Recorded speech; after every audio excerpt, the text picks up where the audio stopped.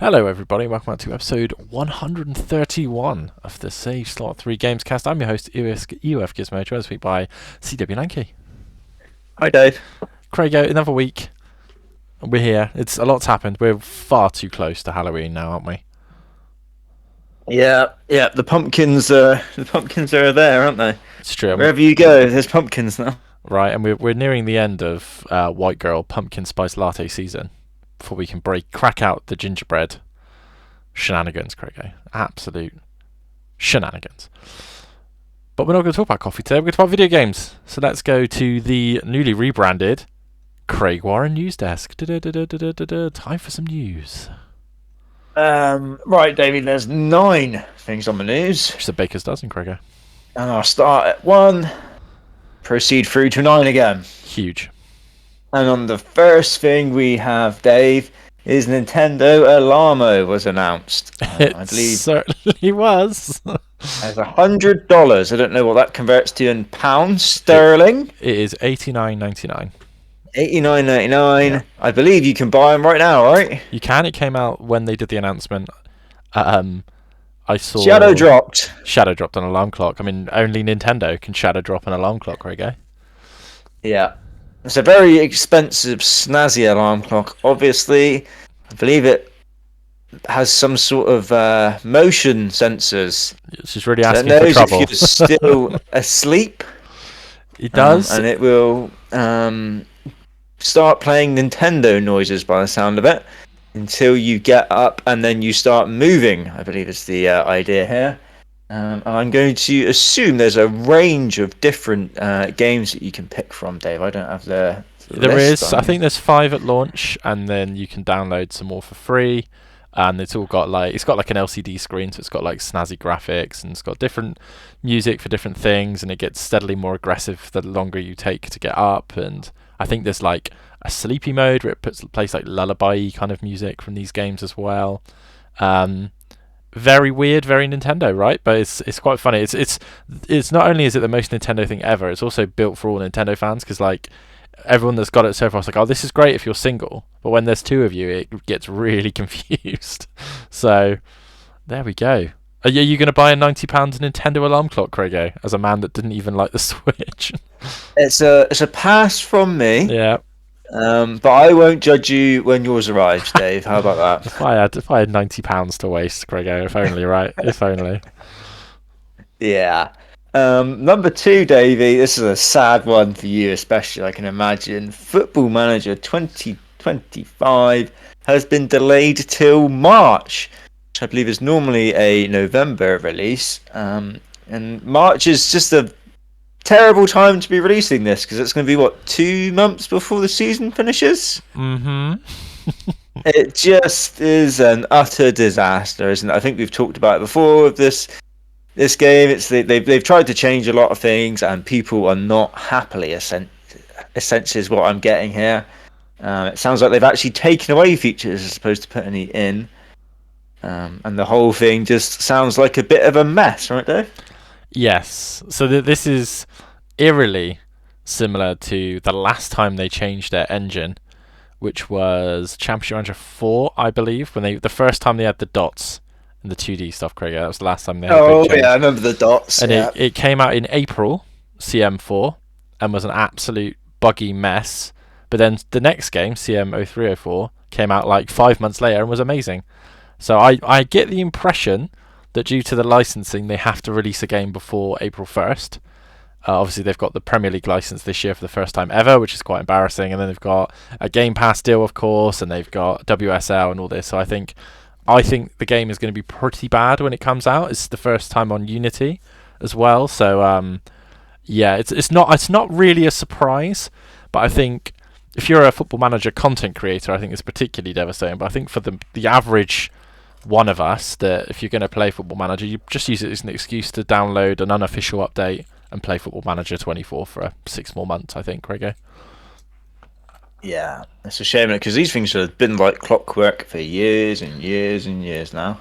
Yeah, it's a weird one, because they announced it really far in advance that they were going to put out this, because last year's game was basically just a data update, and they announced really long in advance that they were going to do this, and it was going to be a new engine. I kind of feel like they should have turned around quite early in development and gone, hey, going to need a second year, so 25 is just going to be a £20 data update, but FM26 will be ready. But it seems like they panicked a bit too late. It was always a warning sign when they don't announce a beta date, but also want you to pre-order, Craigo. So it's a bit of a mess. But Sega's had a pretty good year, so I think we'll let them off just this one time.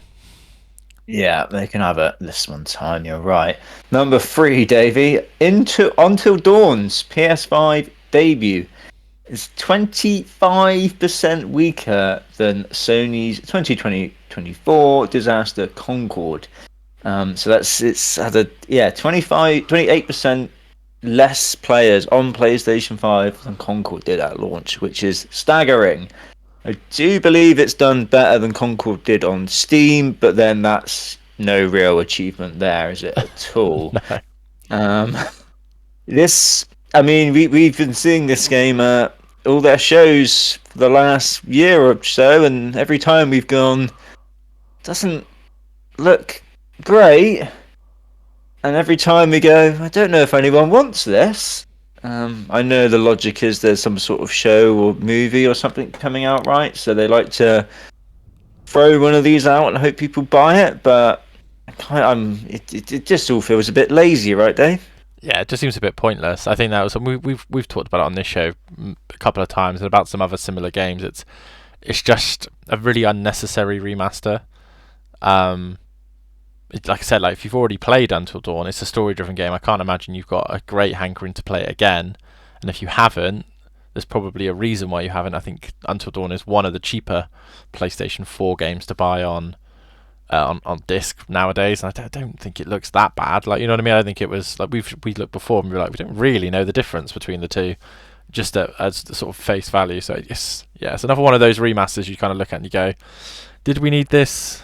But didn't they get rid of a load of people as well not that long ago, the developer? So I think they kind of knew it was going to be a bit bad, but worse than Concord is pretty much an achievement. Yeah. I don't ever want to be one of those guys, Dave, when the game reviews badly, and like seeing that. But this is almost one of those where I see that it's reviewed quite a lot worse than the original, and I'm kind of like that. That does give me some happiness. I'll be honest, Dave. Yeah, I mean, just because it looked like it deserves it, and hopefully it stops this from just endlessly happening. Yeah, we've long talked about it. I think on here that like, especially this generation, and I like to harp on Sony because it's fun to do, right? But like, they're not the only ones that have it's been so heavy on the remasters, and it just doesn't need it because obviously most consoles are backwards compatible and have like an enhancement patch. So like, it just feels like, and like you said, if it's even worse than the original game, like I'm also kind of glad that I see games like that do poorly, but then games like Dragon Ball Z Sparking Zero and Space Marine 2 do really well because they're just an authentic new experience, and it's like, oh, thank God. Like I said, I hope this all stops. I hope when we get to PS6 and we get to Series whatever, that we get more new stuff than remasters and remakes. But yeah, it seems to be the way that the industry is at the moment. Corrego. Yeah, I mean, seeing PlayStation 4 games getting remade and remastered is just madness, isn't it? It really is. It really, really is. And I cannot imagine that the fact that the original is on Plus is helping this at all. So if you're me, for example, and you've got the choice of just playing the original on Plus Premium, whatever the hell it's called, or buying this for, I believe it is £53 currently on Amazon, Dave. That's not a hard decision for your boy to make, No, and no one has any money at the moment as well. Like that's the other like insanity with it all. It's like, well, we're all poor, so I don't really see. Yeah, just bad decisions all around, Craigo, I think. Yeah, that right now, because like there's feels like there's a lot coming out right now. Yeah. You've just had another. I know it's not a first party Sony game, but they've had the exclusive Silent Hill 2 literally came out right next to it, and you're just like, why? Yeah. Why would you do that? You're like cannibalizing your own stuff at this point. It's just it's a bit silly. Bit icky. Yeah, definitely. But on to number four, and we're back to Sony again. Sony is delisting Little and this is on their blog post. After 10 years of playing, creating, and sharing content in Little Big Planet 3, the game and our entire range of Little Big Planet DLC will be removed from the PlayStation Store on October 1st, 2024. Were you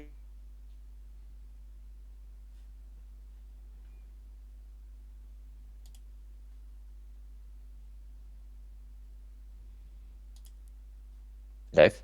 Sorry, we had a little bit of a disconnection. Say that again, Craigie. The last bit of it.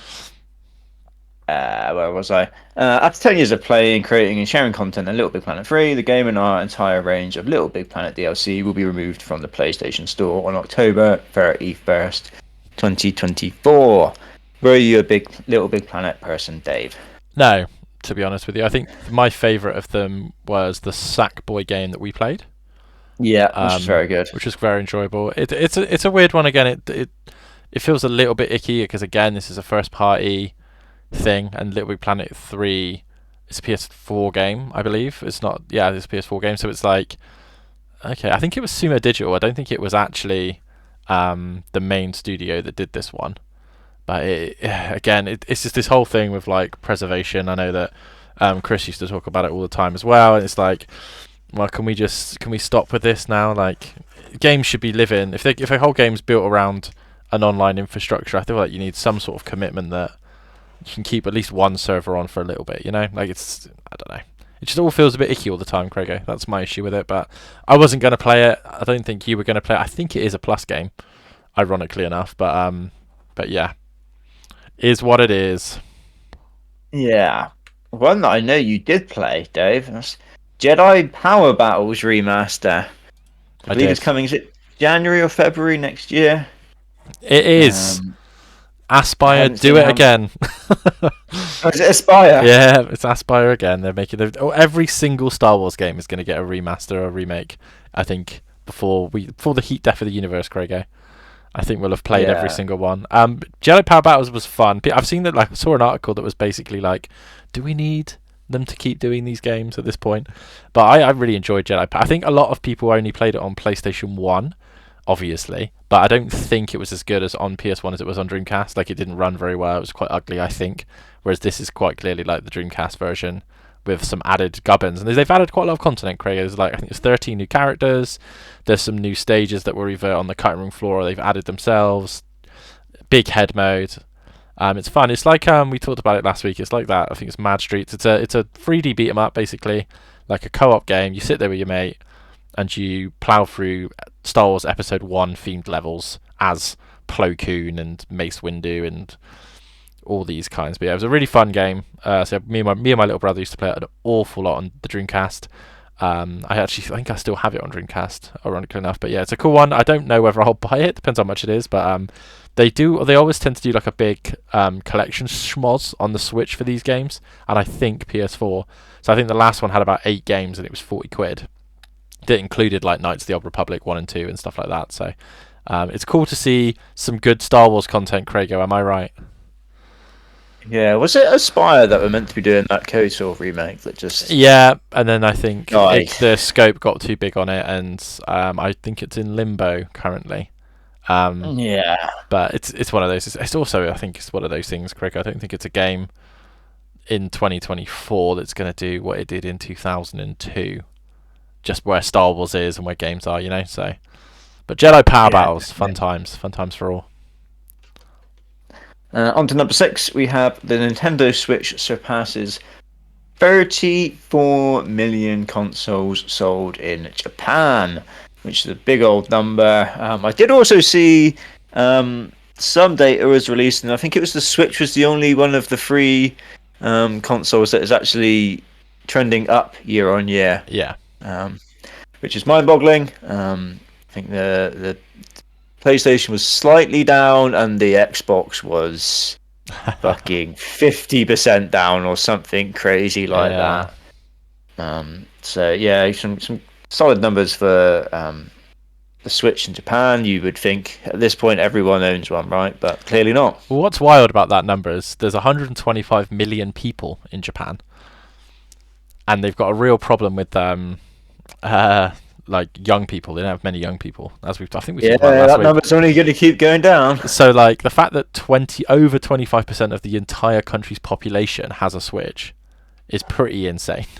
it's pretty freaking insane. But yeah, there's no stopping it. I think the top 10 game chart for last week as well, there was 9 Switch games, and the one PS5 game was a game that's also on Switch, and it was like an anime game that had released that week. So it's pretty cool to see Nintendo still doing well. Yeah, I think they are the richest company in Japan, I believe. They've got to like Samsung levels, if you know what Samsung's like in Korea. I think it's somewhat similar with Nintendo in Japan. So we'll get Switch 2 news soon, Craigo, right? That's what we keep being told. Yeah, I mean, there's not much. If you're Nintendo, there's not a massive amount of incentive, really, is there, to rush out that Switch 2 when No, and the original just sells so bloody well. Because if you look at like their software lineup as well, like there's been quite a lot of like smaller, because inherently it costs less to make a Switch game than it does to make a PS5 game. That's just true. That's just a fact, right? So, but like, yeah, a lot less. So you think you've had Peach, and you've got Mario Party, and you've got Mario and Luigi this month, and you've just had a Zelda game, and there's like they've already got a Pokemon game coming, I think January or February. You got Donkey Kong in January as well. So like you've got all these guaranteed probably 10 million, 5 million sellers that don't cost hundreds of millions to make. So it's like that's why I think they're kind of well, when it's ready. I feel like when the Switch 2 is like, right, we've got launch games, we've got it down to a price we want to get it to. Let's put and you've got to remember as well, Nintendo is still the only manufacturer that makes money on consoles. They're the only ones. They've never ever sold at a loss. So even the Wii U, they made like £30 on every Wii U, whereas the PS5 costs £150 more to make than to sell, for example. So yeah, love it. Nintendo staying strong. Would you be worried if you're Mr. Sony? I mean, definitely you would be if you're Mr. Xbox, seeing that they're the only ones that are growing. I know Sony kind of had a massive year last year, didn't they, with PlayStation 5s? Yeah, I think these companies do want infinite growth, don't they? So yeah, it's a really saying we had a good year last year isn't always enough, right? I think it's a really interesting year because I think from both of the let's ignore Nintendo and let's ignore Steam as well for the sake of this conversation. You think for the big two, they haven't had particularly good software years. I think Xbox has had Hellblade. Yep. And Sony has had the viral high of Helldivers and then the viral absolute low of Concord. Final Fantasy is a niche game. It's not. Final Fantasy isn't Spider-Man in terms of sales, and it isn't Mario Kart. You know, like it's people like Final Fantasy will buy it. It might get to 10 million, but that's probably where you're at, and I would consider that quite a good thing. But you're just in a position now where I think people are really tight for money, and why would you go out and spend $69.99 on a video game? You know what I mean? Like unless you're absolutely sure on it, and like. I just think they've got to a point where they need to do something different, and I don't know if they know what that is. Like we keep hearing rumblings of handhelds. Obviously, Xbox had this big cloud push. It's like Sony bringing out the Pro seems really tone deaf. Like I just don't think that people want it or need it. Really, I don't like. It's obviously you can still buy them. I don't think they've even sold the pre-orders. So they obviously had the VR did the exact same problem, didn't it? A couple of years ago, where like they were like, we're putting it out. And people were like, why? We don't. No one wants it. Like Xbox obviously struggling because now the Series S is becoming a problem, but it's also their best-selling console. So they're a catch-22 where they're like, well, games look terrible on it, a la Starfield, but in all of the territories, the Series S is by far the best-selling one for them. So it's interesting. I don't know where they go. I think we'll see Xbox do some bigger moves. I think we will see more games on multi-plat from Xbox. I think we will see a handheld, and I think we will see a really big push into cloud. Probably in the next couple of months. I suspect you'll start being able to play all of your games, for example, on cloud, which at the minute I think it's just Game Pass. So, yeah, what do you think, Craig? Where do you see it going as a sort of general consumer? Yeah, I mean, I don't know. It's a strange one. I think Xbox is, they've done a great job, Dave, of telling everyone you don't need an Xbox. Yeah.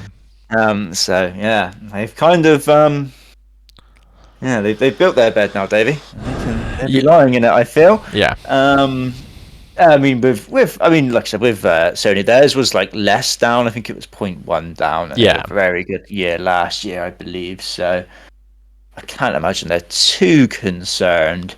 And then it is interesting to see how well this Pro does, right? Because that is the Pro models are always kind of your gauge for next gen, aren't they? Yeah. And we look at that price point. I think that all kind of worries us a little bit for next gen, right? Yeah. I think next gen. I think next gen's going to be really late. Personally, I think they might. I think for Sony, I think the Pro might scare them into being like, well, let's maybe give it 2027 instead of perhaps 2026, or maybe even like a 2028. Because I don't think people want. I don't think there's 50 million people that want to buy a new PlayStation or Xbox right now. If that makes sense. Not Xbox. God, No, no. I mean Xbox is really interesting because I think Xbox, and this is a bigger discussion, and maybe even goes into what we're going to talk about later. But I think Xbox, they're at their point now. So whatever they do next, is it? If they decide, right, we're going to go handheld. Here's a new console. Let's try and get this to 20, 30 million, and we're happy. Then that's them. But if they're like, okay, well, we need to have 100 million people on Game Pass, then that's, I think, a completely different company to what the other is. So I don't know for the Xbox. Honestly, like you said, I think they've made their bed. Unfortunately, I think they need a massive rebranding, and I don't know if that would save them.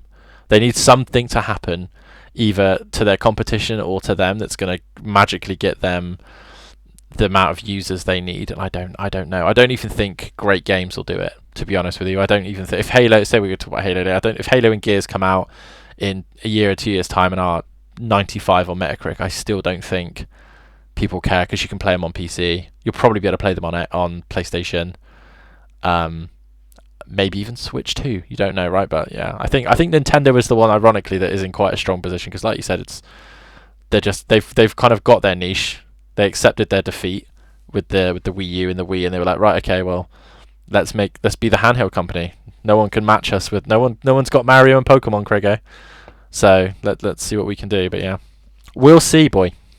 Yeah, I mean, I definitely don't think Xbox can just keep going on the whole, we're going to be PlayStation 5, but with less games. Yeah, that is no. not going to It's end like, well if we keep rolling in that direction. We love Xbox, and like I've never known you play on PlayStation as much as you have this year. Never. Yeah. You know what I mean? So like, and you're the most Xbox guy. Like, I know we joke used to joke with Chris about it, but like genuinely, like, you are the most Xbox guy, and you play on PlayStation more. So I think that's everything you need to know, really, isn't it? Yes, definitely. But on to some more PlayStation news for you, Davey. Concord. It came. It was a thing for 2 weeks, and it died.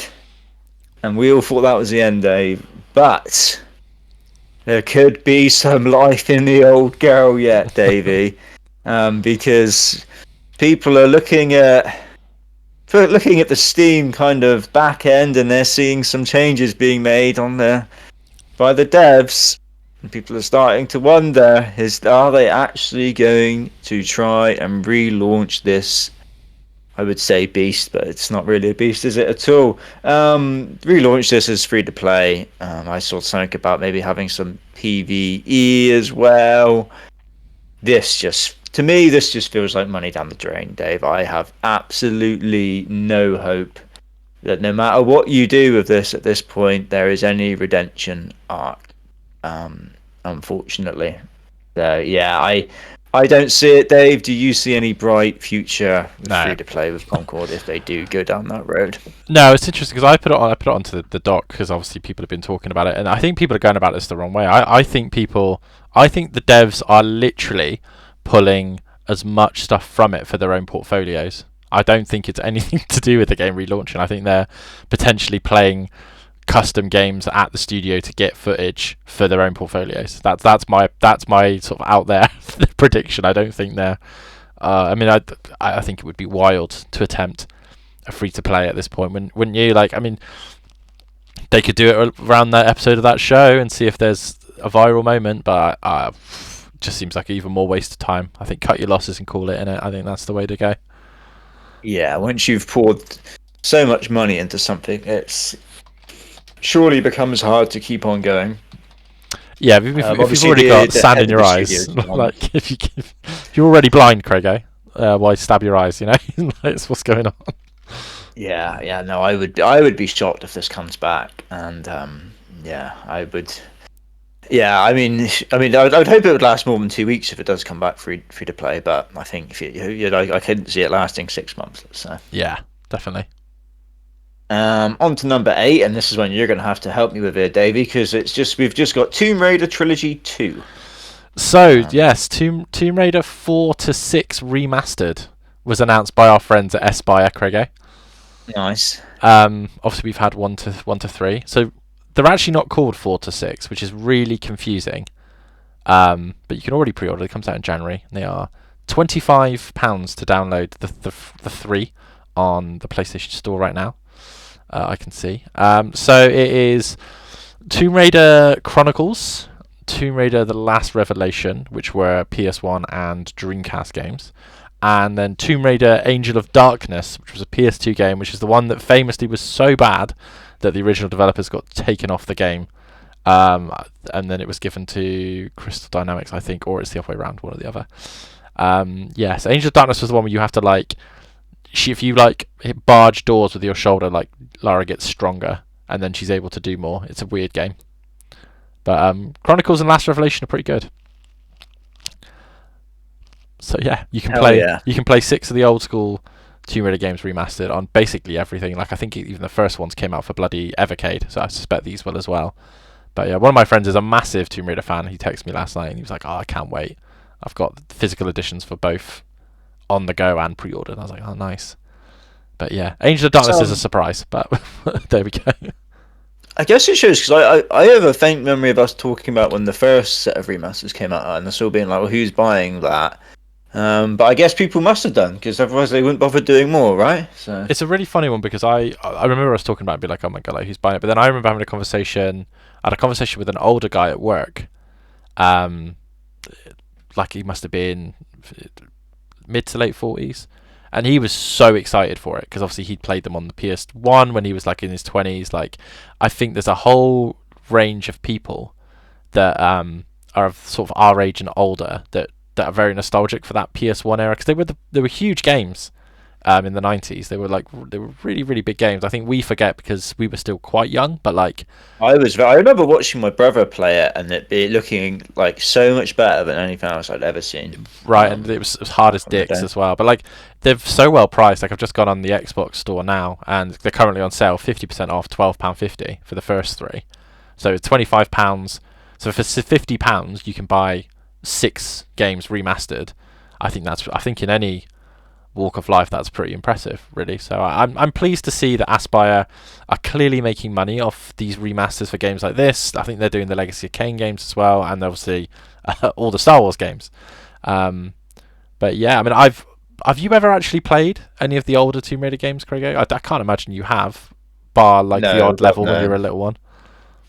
no. I can imagine they probably have not aged particularly well as well at this point.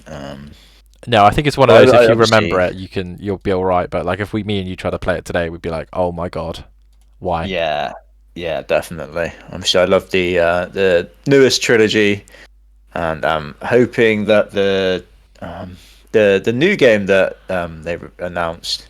I say announced, they didn't they just put the name on the screen and were like, oh, we're making one Yeah, I think so. eventually.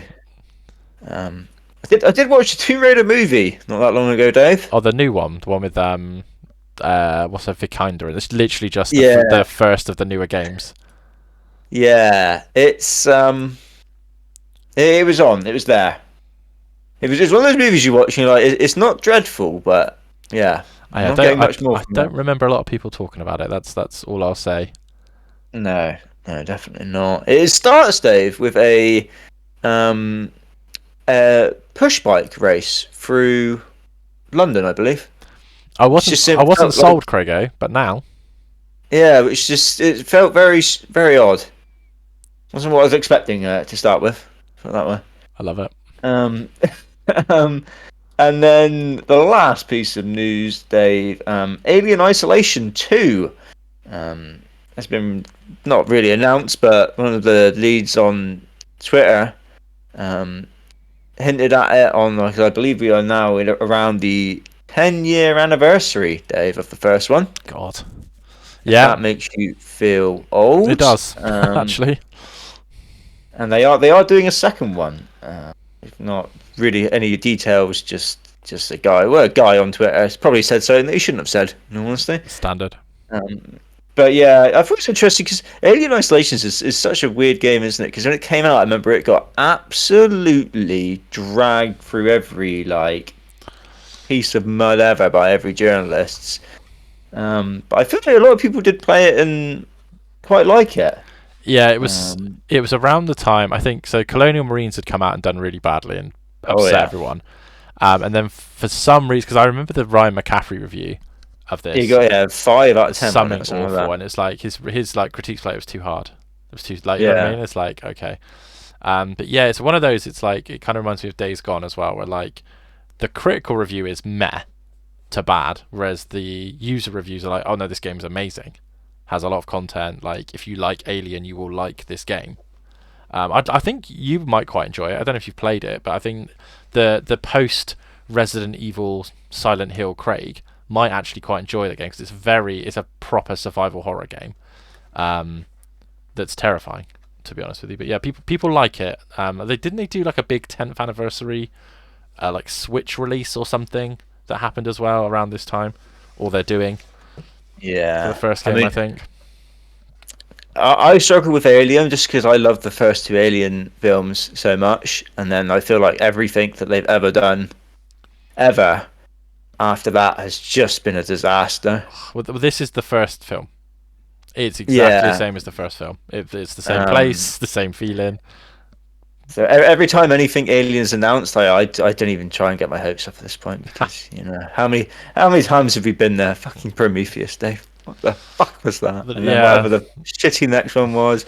Apparently the most recent film was actually quite good, Dave. But I yeah. refuse to believe it. I haven't watched it yet. But I refuse to believe it's good until I see it because, yeah, I have no hope. But yeah, I don't know. Hopefully this comes out and this is good because I'd love a good Alien game, Dave. As someone who loved the first two films, but I say yeah, I we'll think see. I'm sure Isolation is on absolutely everything at this point. So, should you get the urge, I think it's worth playing. Hell yeah. And that's it for the news, Davey boy. Nice and concise, as always from you, Craigo. So, as I alluded to earlier, we've got a topic. I'm just going to change the scene here because the magic of technology, Craigo. We've got the Halo thing playing in the background. So, Halo's changing, Craigo. They're going to Unreal. They've renamed the studio. They've got all these projects in development. Obviously, we're big Halo guys. I think we've played every single Halo game at this point, even the weird spin-offs together. So talk me through it, Craig. Are you excited for the prospect of Halo? Is there any saving Halo at this point? Um, I think so. I mean, I thought this was a really good little video that they did. In all honesty, it kind of came out of nowhere, right? Although I believe it's kind of links into some panel that they're doing about Halo. But I thought this was a very good little presentation that they did.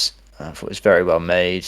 Um, Halo Infinite's is an odd one, isn't it? Because when you look back at it now, um, the multiplayer was very good. Campaign was kind of okay, but it all did release in a bit of a mess, right? In the sense of it came out in parts, and then we didn't have co-op for ages. And 343 in general, I think it's fair to say, have kind of got the reputation now of that they've not necessarily killed Halo, but they've kind of led that franchise astray. I think it's fair to say.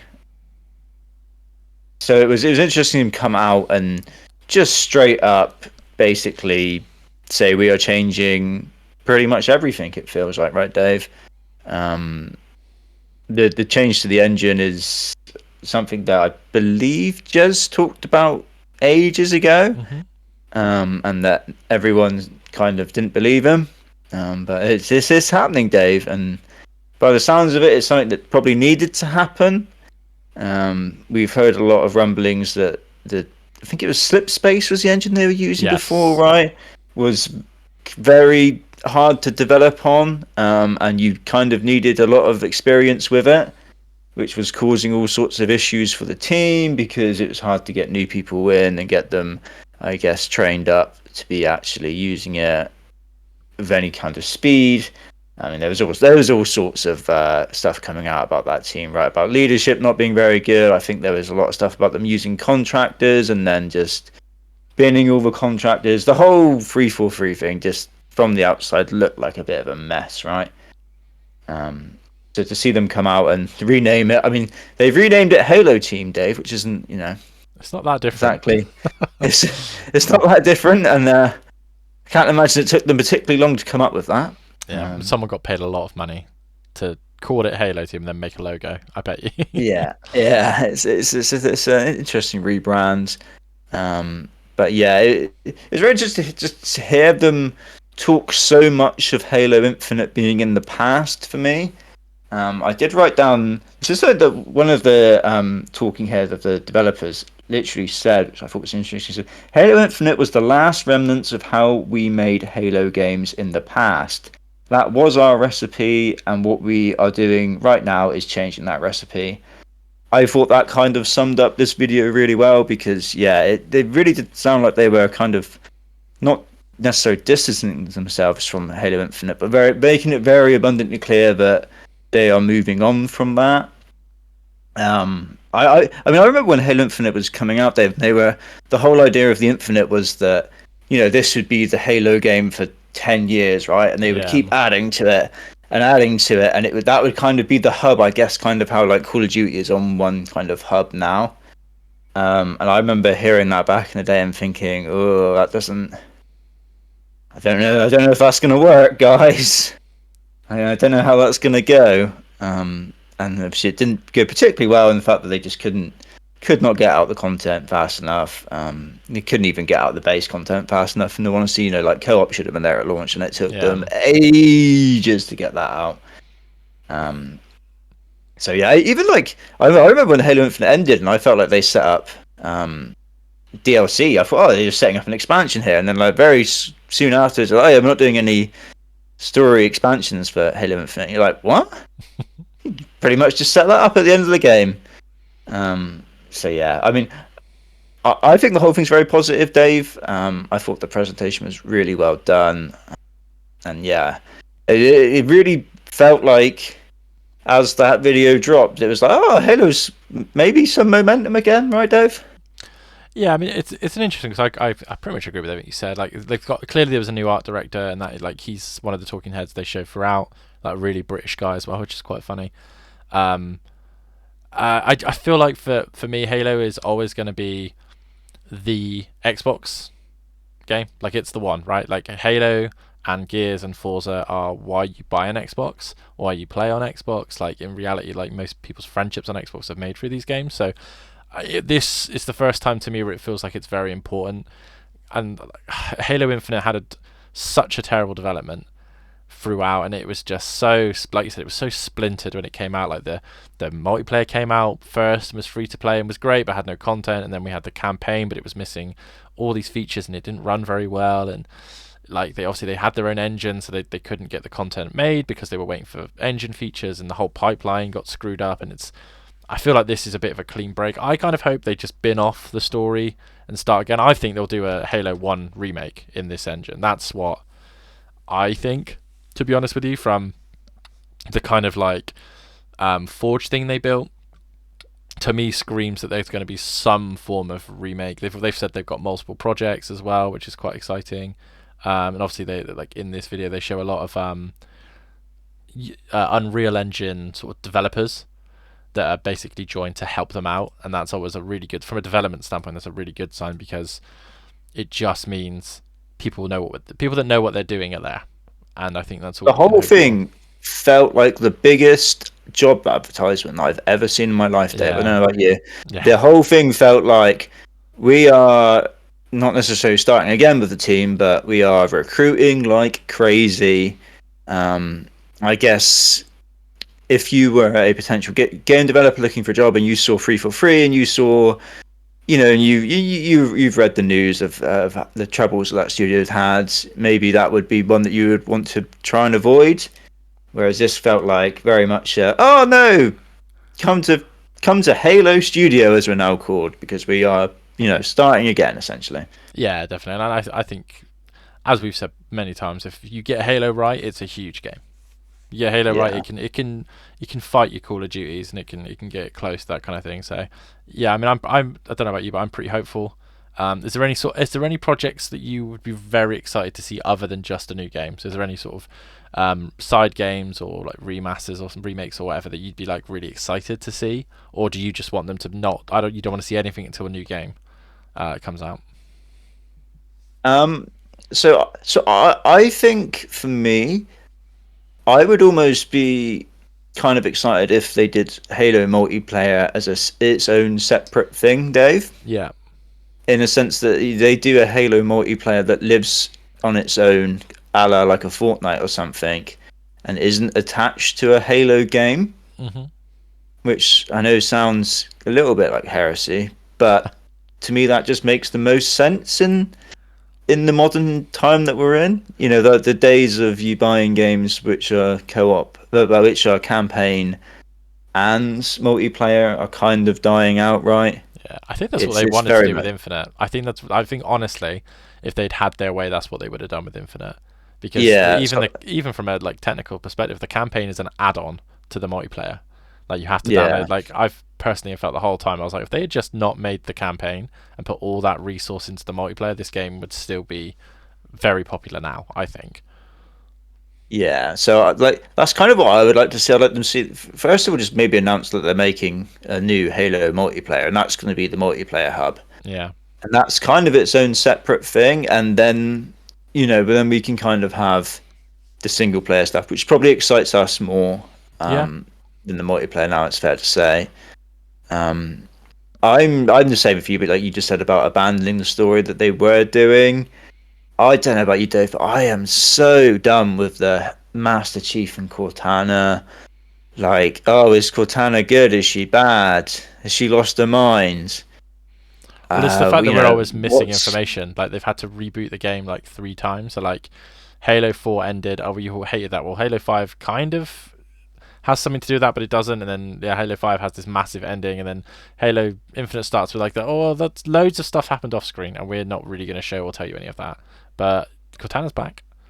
Yeah, Spoilers. it's tough, isn't it? Because like I've played all of the Halo games multiple times at this point. Yet if you said to me, right, Craig, coherently tell me the Halo story through the games, I wouldn't have a fucking clue, Dave. I'll be honest with Anything you. post 3, I'd struggle with. 1 to 3, Yeah, it's yeah, very straightforward. You're the hero. You save the day.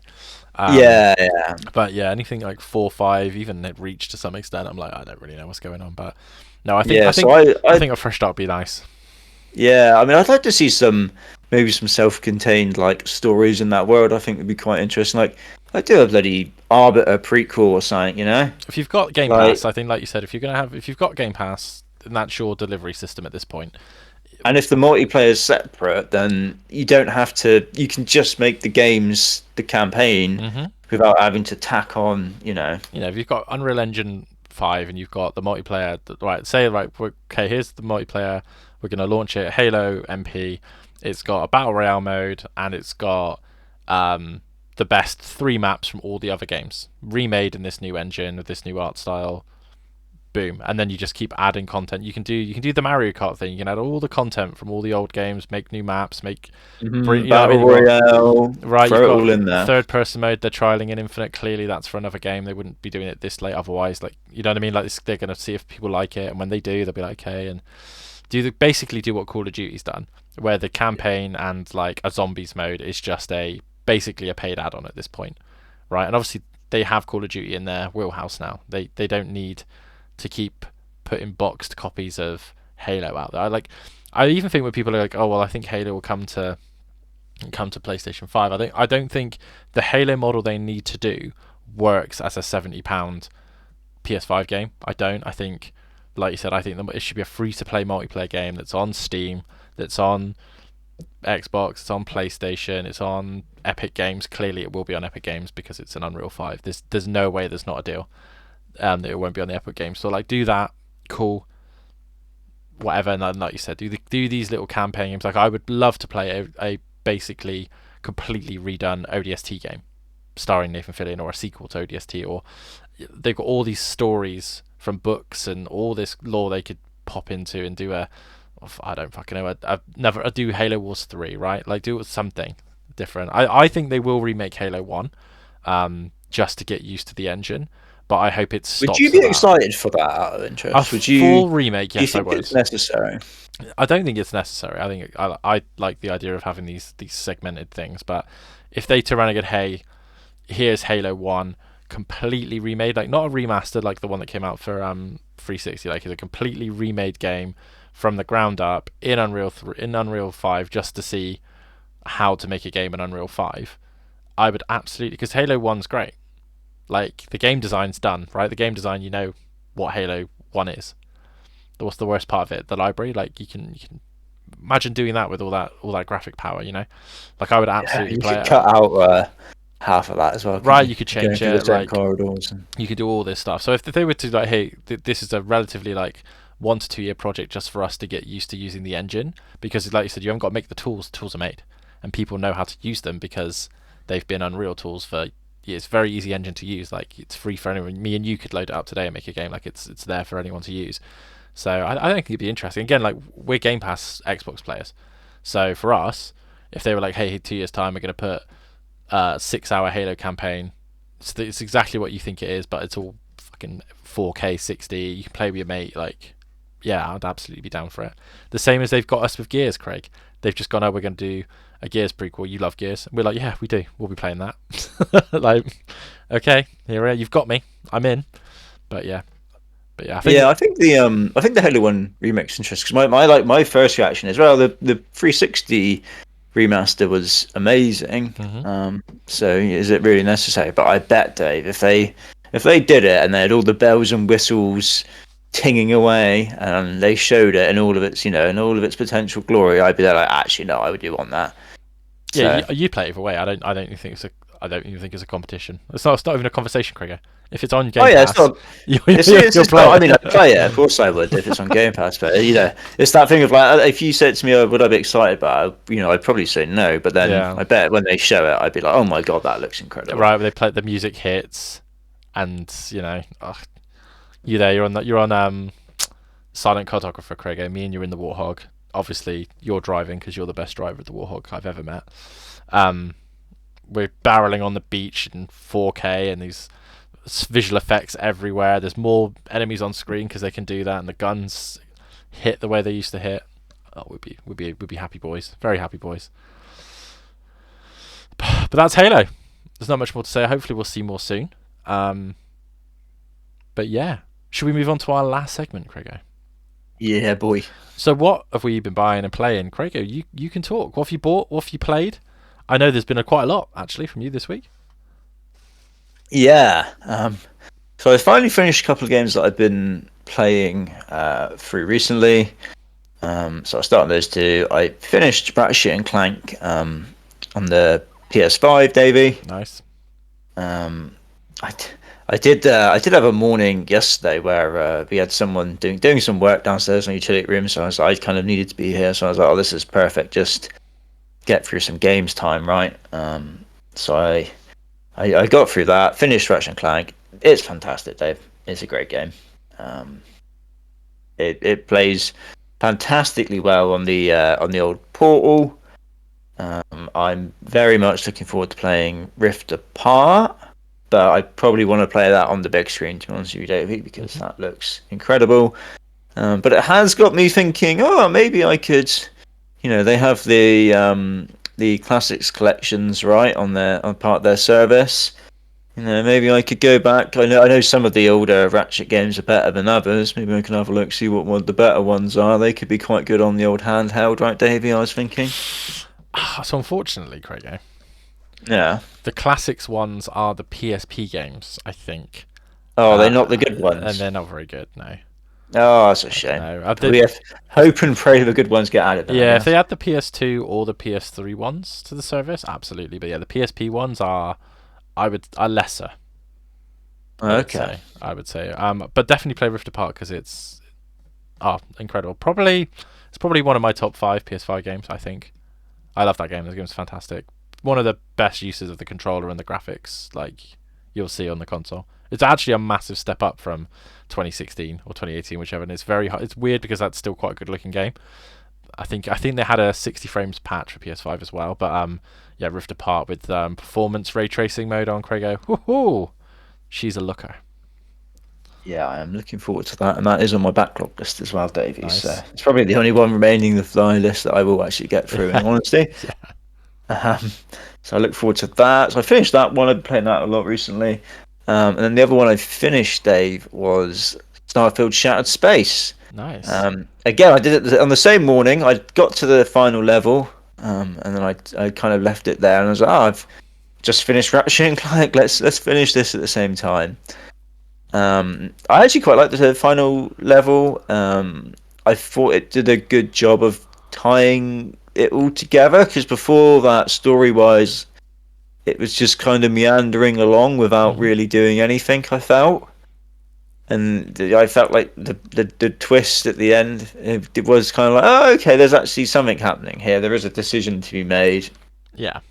I think they could have done a better job of expressing the weight of the decisions for each choice, but at least I the first game had quite a lot of these kind of like moments where you could kind of make decisions or do things or not do things, and the expansion kind of didn't really do a lot of that. I thought so. It was nice to kind of end on that. There's a lot of combat in this expansion, Davey. A lot of enemies. Luckily, I had a very maybe OP, let's say, pistol, Dave, a little energy pistol, which just absolutely burned through everything. I'll be honest with you. It might have helped that I think my character has the pistol certification skill like maxed out, Yeah. so that probably gave me a lot of extra damage on that as well. But yeah, that did help me kind of just blow through a lot of the enemies that are on screen. It did chug a bit for me with the having so many enemies, but it wasn't too bad, which I think sounds like was probably your issue, right? That it Yeah. It was. on the I, Series S, I bet I it was don't even a think it struggle. was. Don't even think it was double figures. I think I had like when it starts. So like, it's not really a spoiler, but the last mission is a lot of like gauntlet bits of like fighting multiple different things, like characters with like quite heavy transparency effects as well. And Yeah, my god, that last bit where you've got to shoot the things like 6-7 frames a second, probably for about 15 minutes. I was just nice. like, oh my god! Like I was like to the point where it's like I might even lower the like damage difficulty just so I can get through it without my console exploding. But I agree with you about the story. The story does get quite good at the end. I was quite pleased by how it wrapped up. But yeah, don't play it on Series S unless if you've got any other option. Play it on a different console. The Series S, bless it. It does. I don't often agree with the Series S isn't powerful enough conversation, but with Starfield, I will contend it's not good. It's not good at all. Yeah, so that wrapped that up for me. And then I did start a couple of new games, Dave. Ooh, a couple, Craig. You are a maverick this week. Yes. So I'll talk about the one that I said last week. I said I picked up Silent Hill, which did come on Tuesday from Amazon, Tuesday morning. But I didn't start it in the end until quite late Friday, because I wanted to finish Shattered Space first. So I've only played just under 2 hours, I want to say, so far. Um, and I'm very happy with what I played so far. It feels, Dave, like a very high quality game. If Nice. that makes sense. It feels like your very classic kind of PS5 game. If I'm honest with you, you know, what I mean, like, I know it's not a first party PS5 game, but it feels like that in the sense that everything looks good. Even when I first loaded up the game, Dave, and I'm walking around this car park and I'm going down this muddy path, and I was like, "Oh, this muddy path looks like a particularly nice looking muddy path," if you know what I mean. Yeah. And I was like, "Oh, I wonder if because it looks so good. I wonder if like me walking around is actually like affecting it. Like, are there any footprints? I know this is a very odd thing to be doing, Dave. But I was, oh, let's just walk up and down. I was like, oh, you can see my footprints. Like, and they're staying. They're not just disappearing after 2 seconds like they do in most games. I was like, you can just tell sometimes where like a lot of like love and care has gone into something, right? I kind of get that impression a lot from this game, from what I've played so far. It is creepy as all dicks, I will say. I was Nice. playing last night. The pitch black outside, light off, headphones on, and it was something, Dave. It was really something. Um, Quite enjoying just wandering around this town, to be honest with you, exploring.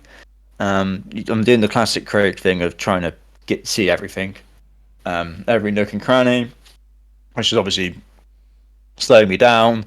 I don't know how familiar you are with Silent Hill 2, Dave. Obviously, I'm not at all, but I've just done the jukebox puzzle, basically, Nice. which I imagine is very, very early. Yeah. And probably shouldn't have taken me 2 hours, but like I said, I do like to. Oh, what's down here? Oh, there's a gate here. Can I go through this gate? Oh no, but there's one over there. Okay, I can go through that one, and then explore a little bit. Um, I am. I don't think I'm meant to be fighting everything I see, Dave. I think the idea of the original was right is you try and avoid combat, but I'm just like everything I see, I'm taking on, Dave. Fuck it. I love it. I've got my wooden plank with some nails through it and a dream, right? So I am just bashing these things with this wooden plank at the moment. It's a little bit weird in the sense that I mean, there's the classic Resident Evil thing of the knife check, right, Dave? So Yeah. every zombie you walk past, you give them a little stab to see if they're going to get up or not, right? That's something you learn very, very early if you're playing Resident Evil games. Whereas this is a bit odd in the sense that some of these enemies I'm bashing the absolute living daylights out of with my wooden plank. And then they go down, and I keep bashing them until they're bleeding and they're bloody and they're all over the place. I'm like, oh, they're definitely dead now. And then they get up randomly. I'm like, it's a oh, bit- was I meant to bash it more? But I think it's more just like an RNG thing as to whether they get up a second time or not, Yeah, as opposed to a lot of right. You need to stand there for like 40 minutes hitting it with this plank of wood. I don't think that's necessarily what the game's meant to be doing. No, it's a bit of a psychological thriller as opposed to a like pure like zombie survival thing, really. Like Yes, it's very it fucks much. with you. That's the whole point. It really likes to fuck with you. Yeah, it's very much. I've already had some moments where you'll be kind of going through the dark, and you'll be going up this apartment building, let's say, and you'll be getting closer to the door, and you hear something you're rattling upstairs. Oh, I've got to go upstairs, and I can hear something rattling up there, and it's building up the tension, building up the tension, building up the tension, and you get to the bit you're at, and I'm like, oh, there's going to be something's going to happen now. There's going to be a big jump scare, something, but then, Dave, nothing happens, and that's almost worse. That's So almost worse. false sense of security for next time. Yeah, because part of horror in films and games is building that tension and having that big release, right? And you kind of you feel like, oh my god, I didn't get it, I didn't get it. Which then it does make you wonder what's to come. But yeah, I'm really enjoying it so far. I haven't got a gun yet, Dave, but I have had some ammo, so I'm sure eventually I will get a gun. Absolutely. And I'll be shooting some stuff. But yeah, I'm enjoying what I've played so far of that. And then the other game I've been playing, Dave, and this is one that I downloaded the demo for, and I've been playing it on the portal, is Metaphor ReFantasio, Dave. My God, finally, Yeah, he's in on Persona. which is probably not something you're expecting me to be saying. It wasn't, Craig. I'll be honest. No, but I have played, I think, just under 3 hours of the demo so far. Nice. Which is, I think, I'm about 10% through the tutorial, is essentially where I imagine it's happening here. Which is what it does feel like. But yeah, no, I'm kind of enjoying it so far, if I'm honest with you. It's an incredibly pretty looking game. Yeah. It looks beautiful on the portal. It's got a very nice art style. The whole UI and menus are all very snazzy and snappy. Which I think is just a Atlas staple right now, from the Persona games. I'm quite enjoying the combat. It has a mixture of like you can when you're running around the overworld, let's say, you can kind of like hit the enemies and stun them, and then dive into it says the squad battles, but your classic then turn-based battles. Um, it's already introduced quite a lot of mechanics. That is maybe my one concern: is will it get too complicated and too much for a turn-based simpleton like me? So that might be interesting to see how I get on with it if it does keep adding stuff. But yeah, from what I've played so far, I've enjoyed it. It does an incredibly good job of like world building. I'm already like pretty invested in some of these characters. I feel, Dave, even after 3 hours, which is cool. It does a great job of like explaining explaining the world, the map, there's these 8 tribes, and they all feel different. You've got your tribe, which is you got your the horns, and you've got the pointy ear tribe, and you've got your furry tribe, Dave, which is your cat people, I guess. Hell yeah. Um, your main character isn't. He's a different tribe from the 8 tribe. He just looks like a human dude.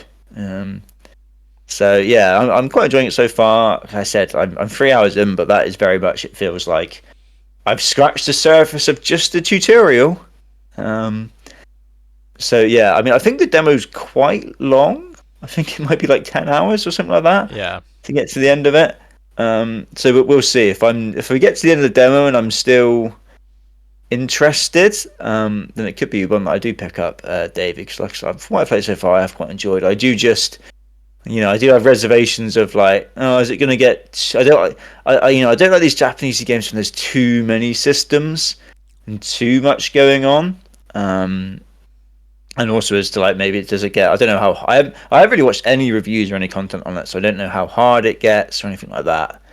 So I feel like something like this, I would want to play just more like chill for the world and the story, as opposed to like, oh, this is hard as dicks, and I've got to go and grind and Yeah, all of that jazz. it's not generally speaking the Persona style games aren't the hard ones. It's the Shin Megami Tensei mainline games. Yeah, That they're get like the handy. classic JRPG ones, aren't Yeah, they? They're proper like, oh, yeah, and in terms of you want old school crap? That's it. yeah, in terms of mechanics, it tends to be quite front loaded. So you'll get everything within the first 5 to 10 hours, and That's a then very Japanesey thing, though, isn't it? yeah, Japanese games like to just throw everything in yeah, you in Xboxes in the and then first you'll hour and leave you drooling and confused and questioning your own existence. yeah, and then you'll just get mini games for the next 70 hours. Like if your experience of Like a Dragon is probably going to be pretty much what you get here, where you're going to be like, oh, Yeah, I that's know what how I'm to kind of hoping. do the personas or whatever they're called in this one, and then fuse them to Archetypes. archetypes. Cool. You fuse them together to make stronger ones. That's pretty straightforward. Like it's not, like, and fire is good against this, and grass is good against whatever. Cool. And then it's like, oh,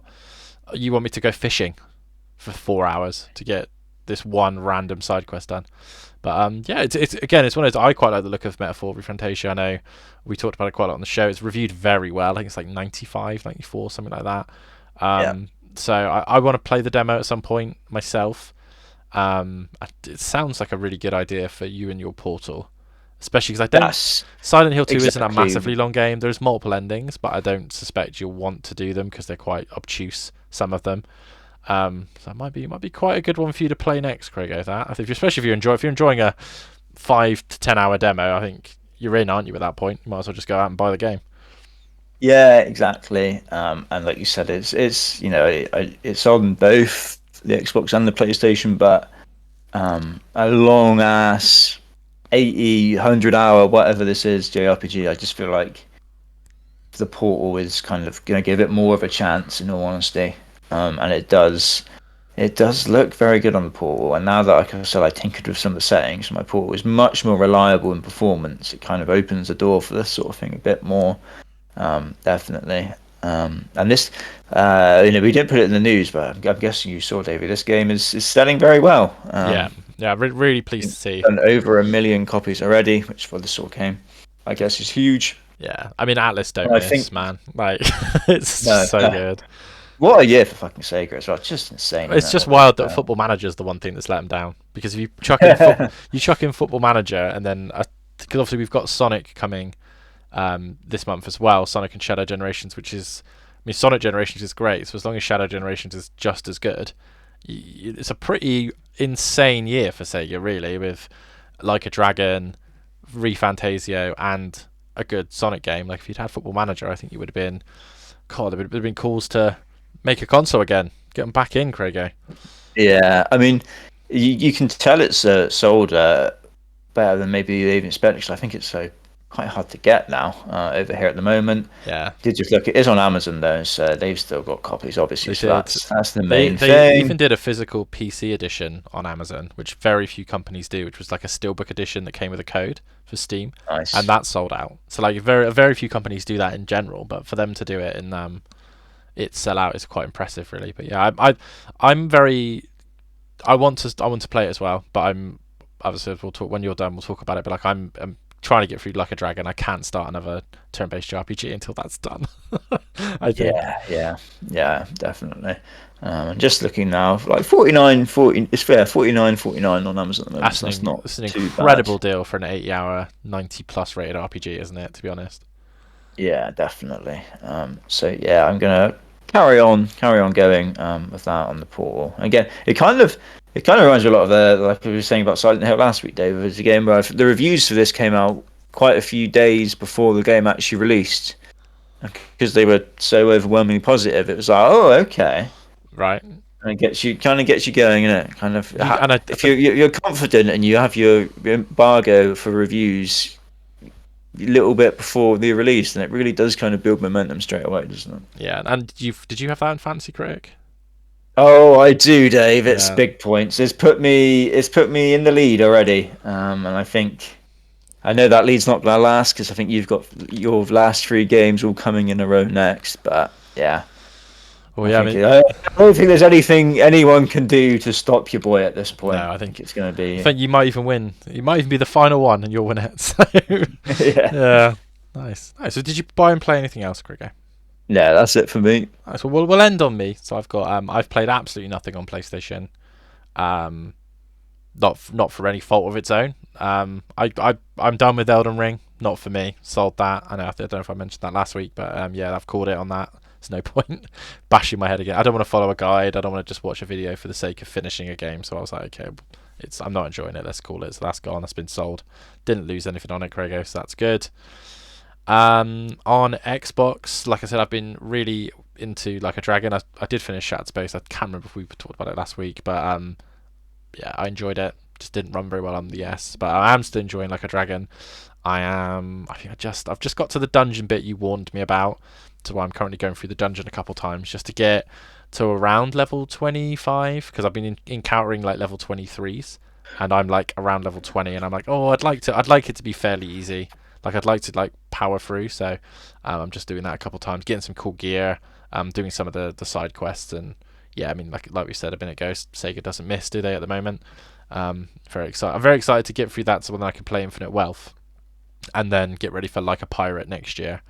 Um, which is wild that we do it's just there's so many great games from Sega to play and they're all long. But Yeah. yeah. Yeah, Yakuza's like I know we talk about the Yakuza resurgence a lot. But it's crazy to me how many people I see streaming Yakuza now, Dave. Like, how has this happened? Like, What? how is like this like weird like very single player, very Japanesey kind of game? Suddenly, like I just see loads of people streaming like the old ones, new Yeah. ones. It's almost like it's kind of become its own little thing, and it's crazy. Yeah, it's wild because again they can turn them around so quickly, and like you got to remember we got the show this month, which comes with the Nintendo Switch port of Kiwami. I saw today that Limited Run have put up to pre-order physical editions of Kiwami on Switch, but also they've announced they're doing it for all Xbox, which they've never done before. So you can now pre-order Zero and Kiwami, and there's various editions like they start from I think it's £29.99 all the way up to about £80 of like collector's editions for all the games. They're starting with Zero and they're working their way through, so you can get them all on Xbox, which is really cool because you couldn't buy any of them physically outside of Japan. I don't even know if you could in Japan on Xbox.